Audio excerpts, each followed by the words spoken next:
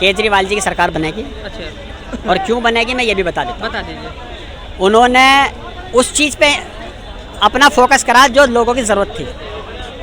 लोगों को शिक्षा, पहले शिक्षा पे गौर नहीं थी यहाँ पे इतनी। मैं तो कांग्रेस, हम तो खैर कांग्रेस के हम को पले बढ़े, लेकिन फिर भी जो आज शिक्षा का स्तर हमारा दिल्ली का बढ़ा है कि आज हमारे यहाँ के बच्चे फ्रांस जा रहे हैं डेलीगेशन लेकर, कितनी बड़ी बात है। किसी और राज्य में नहीं जाते हैं, यहाँ तो बकवास कर देते हैं जी ये हो गया विश्व गुरु बन गए या विकास। किसी और राज्य को उठा के देख लो, आज तक किसी राज्य थे सरकारी स्कूल का तो मुझे लगता नहीं गया हो कोई, लेकिन दिल्ली के बच्चे गए तो यानी कि शिक्षा में सुधार करा उन्होंने। और महिलाओं को बस फ्री करी उन्होंने।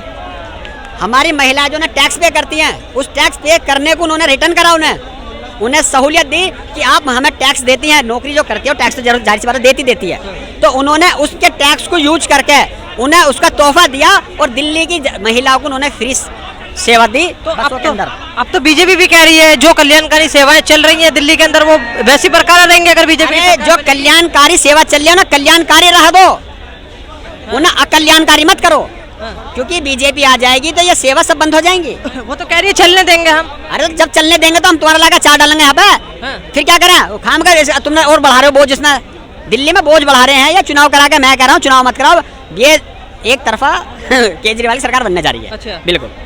क्यों लगता है आपको कि अरविंद केजरीवाल की एक तरफा सरकार बनेगी? क्योंकि अभी लोकसभा इलेक्शन में देख लिया उनके सारे सांसद हार गए। लोकसभा में तो ज्यादातर तो बीजेपी की यहाँ सीटें आई हैं। कांग्रेस टाइम में भी आधी आधी रहती थी। तो जो लोकसभा का मैटर अलग कर दो, लोकसभा में तो ऐसे नहीं है कि यहाँ गई है, देखो इतना बड़ा जगह से, अयोध्या जैसी जगह से बीजेपी को नकार दिया, 300 सीटों से 240 पे लाके पहुंचा दिया। यूपी में से 36 सीटें गायब कर दी खाली यूपी की। तो ये तो कहना बेकार है कि जी यहाँ से सांसद भी खत्म होने से नहीं, वो कोई बात नहीं, लेकिन विधानसभा में बीजेपी की दो टक्कर नहीं है बिल्कुल भी। अच्छा, तो क्या लगता है आपको जो नरेंद्र मोदी हमारे देश के प्रधानमंत्री है और जिन राज्यों के अंदर बीजेपी की सरकार है वहाँ अच्छे काम नहीं हो रहे? वहाँ एजुकेशन को लेकर कोई काम नहीं हुआ, वहाँ हेल्थ को मुझे दिखा दीजिए किसी भी राज्य का इनका, जहाँ बीजेपी राज्य हैं, एजुकेशन ये कह देते हैं जी मैं जो है यूनिवर्सिटी इतनी बना दी, एक सरकारी यूनिवर्सिटी बता दें, हमारे मोदी जी बता दें अपनी कॉन्फ्रेंस में मन की बात में बता दें कि मैंने, वैसे तो मेरे के जाके कह दी उन्होंने कि हर हफ्ते इंडिया के अंदर एक यूनिवर्सिटी तैयार हो रही है। कहाँ पे हो रही है यूनिवर्सिटी और किस नाम से हो रही है ये भी तो बता देते। सरकारी है, प्राइवेट तो बन रही है, सरकारी कौन सी बन रही है मुझे बता दीजिए। एम्स डिक्लेयर कर दिए गए, रनिंग में कितने हैं एम्स? सबसे ज्यादा यूपी बिहार चारों तरफ के लोग यहाँ इलाज कराने आते हैं दिल्ली में। क्या लगता है सर दिल्ली में किसकी सरकार बननी चाहिए? आम पार्टी की। आम आदमी पार्टी की। क्या रीजन है सर जिनकी वजह से? काम हुआ है, काम करा है उन्होंने। अच्छा, देखो ये यहाँ खड़े हुए काम करा ना उन्होंने, हम यहीं रहते, हमारे को फायदा मिलेगा तो हम वोट उन्हीं को देंगे ना। पानी का बिल बंद आ ही नहीं रहा। लोग तो ये भी बोल रहे हैं कि पानी गंदा आ रहा है, 4-4 कलर नहीं आ रहा, कोई गंदा नहीं आ रहा, ऑपोजिशन पार्टी वाला ही बोल रहे हैं और कोई दूसरा कोई नहीं बोल रहा। अच्छा, पानी देखो, हम तो पानी पीते हैं डेली, हमें 30 साल हो गए यहाँ रहते हुए, कोई पानी खराब है, पानी खराब आ रहा है भाई साहब। गंदा पानी का जो मैटर होता है ऐसा होता है जब सफाई होती है सीवरेज की तो एक आध बार हो जाता है, ऐसे नहीं गंदा। दिल्ली के सारे लोग गंदा पानी पी रहे हैं।